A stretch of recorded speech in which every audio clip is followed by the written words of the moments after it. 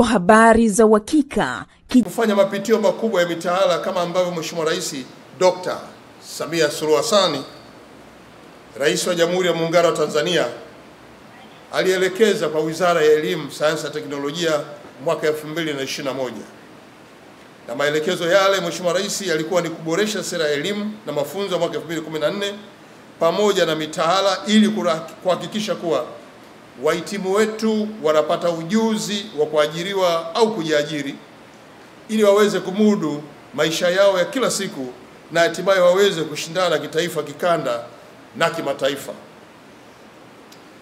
Mwelekeo wa mtaala huu tayari, sera tayari imeshatoka, na pamoja na mitaala ya kuhakikisha kwamba watu wetu wanapata ujuzi wa kuajiriwa na kujiajiri. Ndugu wadau wa elimu, nafahamu kuwa jukumu hili limekamilika kwa ufanisi na kwa sasa tunaendelea na utekelezaji wa sera yetu pamoja na ile mitaala.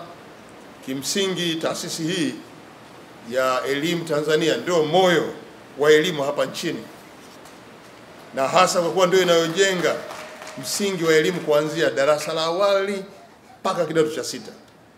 Na kutokana na ukweli huo, serikali itaendelea kuimarisha idara hii, taasisi hii, ili ifikie maono ya kuwa kitovu maridhawa cha ubora katika uandaaji, ukuzaji na ubunifu wa mitaala yetu.